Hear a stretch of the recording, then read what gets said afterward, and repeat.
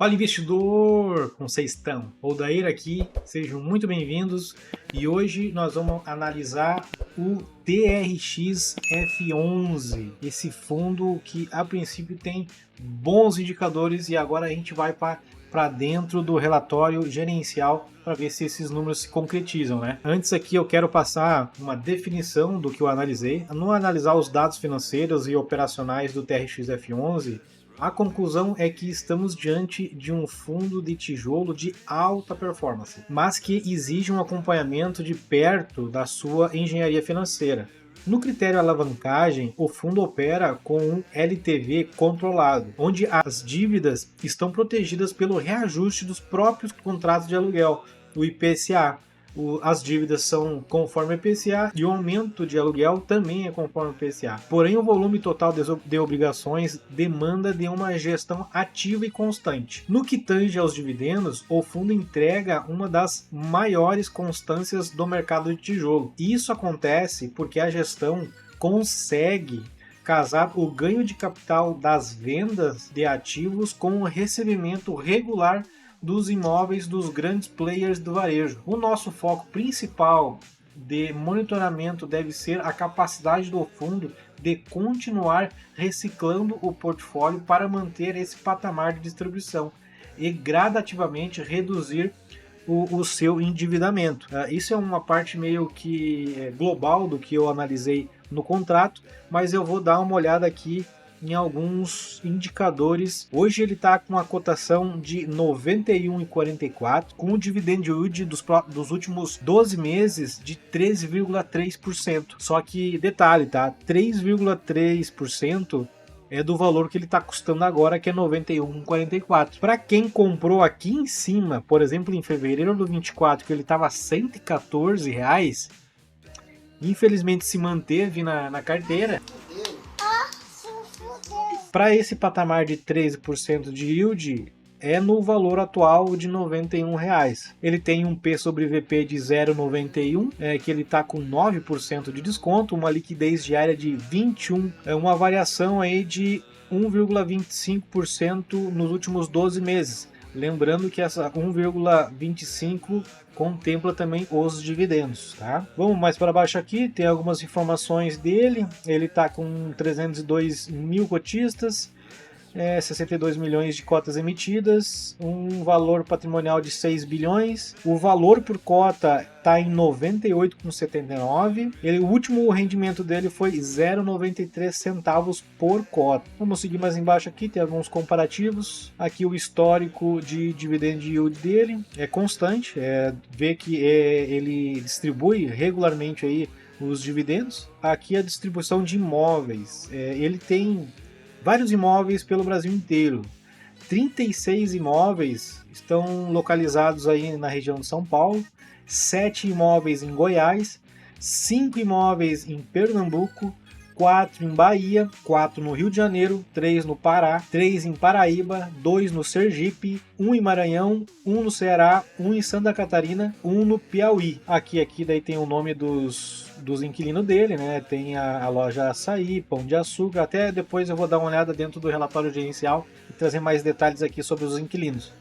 Mas aqui tem uma grande extensão de inquilinos, mas pode ver que a grande maioria ele tem bastante aqui, ó, no Grupo Mateus, tem na loja Açaí, Grupo Mateus, tem vários imóveis, então, para o próprio Grupo Mateus. Agora eu vou estar dando uma lida aqui nos destaques do mês do fundo. Em 14 de abril, o fundo obteve a aprovação do projeto de construção do galpão logístico localizado em Londrina, que será alocado para a Shopee. Então, assim, ele já começou uma construção que já tem o locatário. Tá? Detalhe, a Shopee na modalidade Build to Suit. O valor de aquisição do imóvel foi de 135 milhões de reais. Durante o período de obras, a operação possui uma renda garantida de 9,5% ao ano sobre o valor desembolsado pelo TRX. Após a entrada do imóvel, o contrato atípico com prazo de 10 anos para o inquilino. 10 anos a gente vai ter a Shopee como inquilino. O imóvel será desenvolvido para atender aos padrões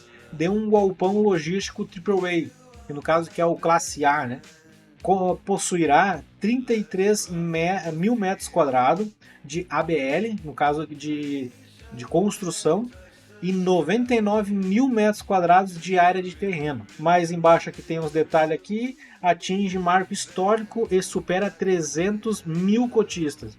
Durante o mês de abril, o TRX atingiu um recorde histórico com a superação de 300 mil cotistas. O fundo iniciou o mês com 270 mil cotistas e no final do mês alcançou 304 mil investidores, o que representa um crescimento de 12,71% neste período. Adicionalmente, desde o início do TRX, libera o ranking do FII mais líquido da B3, com um volume total de negociação de 1,90 bilhões em 2026. Aqui eu acho que tem alguns detalhes sobre a distribuição mensal. 0,93 centavos por cota, que representa um yield de 1,2% ou anualizado de 12,30% sobre a cota de mercado de 90,76. Então vamos lá, só para deixar claro essa parte. Esse yield é correspondente a esse valor de 90,76. Se por um acaso tu pagou mais caro, tu pagou R$100, esse yield não é 1,2% ou 12,30% ao ano. É menor. Se tu pagou no momento de variação do valor da cota, você pagou 88 ou pagou R$89, esse valor do yield aumenta. Tá? Por isso que tem que saber quando tu comprar o ativo, aguardar, ver o que está acontecendo, a variação de mercado. Quanto mais barato tu compra o fundo, mais rendimento tu recebe. Quanto mais caro, menos rendimento. O pagamento será realizado dia 15 de maio aos investidores detentores de cotas no dia 30 de 4 de 2026. Então, se tu comprou cotas do TRX até o dia 30 de abril, você vai receber o dividendo dele pago dia 15 de maio. O guidance de distribuição segue entre 0,90 e 0,93 por cota até dezembro de 2026. Então, a projeção dele até o final do ano é o pagamento de dividendo entre 90 centavos e 93. Seguindo mais embaixo aqui eu não vou chegar a detalhar muito. Aqui, se vocês tiverem interesse, eu até posso deixar na descrição o link do site para vocês entrarem direto no relatório e já prestar mais atenção nesse item aqui. Eu vou em maio, eu quero ver a receita do fundo. Olhando para a receita, o total de receitas em janeiro foi 83 milhões, em fevereiro 74, em março 72, em abril 72. Nota-se que teve uma baixa na receita do fundo, né? Em janeiro ele recebeu correspondente a 1,06 centavos por cota e ele distribuiu 0,93. Ou seja, ele não distribuiu tudo que ele recebeu. Ele ficou com uma gordurinha lá para ele. Em fevereiro ele distribuiu tudo que recebeu. Em março ele manteve os 93 centavos para o cotista, mas teve que contribuir com mais 2 centavos de caixa para manter os 93. Em abril, ele manteve os 93 centavos, ele teve que desembolsar mais do caixa, ainda mais para manter os 0,93 centavos. A gente vê aí os próximos episódios aí de pagamento, de mês de maio e junho, ver se ele vai se manter neste mesmo patamar. Vamos dar uma olhada ali na alocação. O único ponto referente de atenção que pode ter nesse fundo, na parte do perfil dos imóveis. Os imóveis, 8,19% em educação, 4,2% em shopping, 2,18% em urbana, 19,25% em logística, 0,95% em saúde, 3,31% em hospital. E o problema aqui que, no meu ponto de vista, eu acho que é um motivo para a gente manter um acompanhamento direto com o fundo, é 61,93% em varejo. Varejo é muito instável e a maior parte que o fundo tem, além de os imóveis ser caracterizados para varejo, os inquilinos estão concentrados em 2 grandes inquilinos. Nota-se que quase 29% da receita do fundo de alocação, os inquilinos são o Açaí e Grupo Mateus. Quase 29% são em esses dois inquilinos. Se a gente for ir mais pro próximo, Albert Einstein, quase 40% são em 3 inquilinos, em apenas 3 inquilinos. Então aí eu acho que é um ponto de atenção para se manter monitorado. Até o momento, não possui nenhum tipo de inadimplência, o fundo continua recebendo todos os aluguéis em dias, tanto com o Grupo Açaí quanto o Grupo Mateus, não tem nenhum tipo de inadimplência, tá? Não tem vacância nenhuma, se eu não me engano em sistema ele tem 0,63% de vacância, que deve ser algum banheiro lá que eles não ocuparam, mas daí é só isso, é praticamente 0%. Todos os imóveis estão locados e todos os inquilinos estão em dia com os aluguéis. Como inquilino também tem o Pão de Açúcar, tem o Atacadão, Obra Max, tem a Caixa, tem Mercado Livre, aqui não consigo ler, tem a Extra, Anima, Leroy Merlin, Shopee. A Shopee agora vai aumentar um pouco seu portfólio aqui como inquilino, né? Com esse galpão que eles estão comprando. O número de ativos, eles têm 58 ativos mais concentrado aí em São Paulo, que são 45,54% da receita do fundo vem de São Paulo desses 58 ativos. 17 no RJ, 7 em Bahia, 7 em Goiás, 7 em Pernambuco, 7 no PA, 7 no MA, 3 no MB e por assim vai.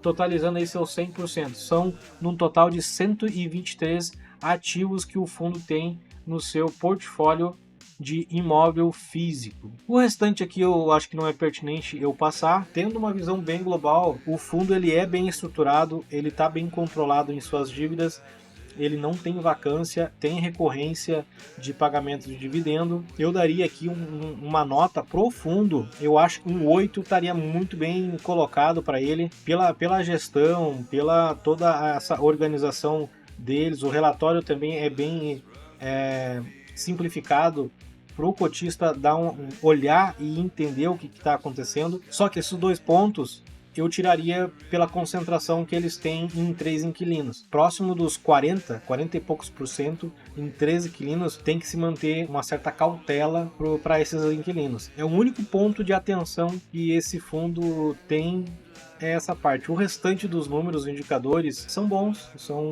excelentes ali. É um fundo que eu tenho na minha carteira. No momento aí ele está num valor bem atrativo, com o P sobre VP baixo, sempre tendo em consideração aí que ele é um fundo de tijolo.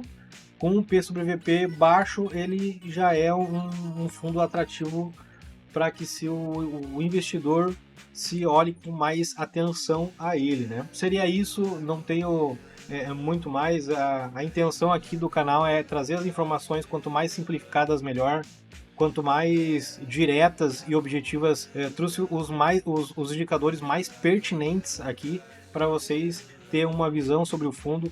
Se ele está caindo a cotação, não é por problema de administração ou por qualquer outro tipo de problemas internos do fundo ou financeiro. Então, se ele cair de 90 para 95, para 85, para 80, o relatório não demonstra nenhum tipo de default, tá? De nenhum problema financeiro, é por variação de mercado. A gente tá falando em renda variável, onde o fundo ele estava a 110, ele recuou para 100, agora está 90, faz parte do negócio. Só a única coisa que eu peço e oriento vocês a ter cuidado é o momento de entrar na bolsa, no momento de comprar o ativo, ver e analisar muito bem aí o relatório.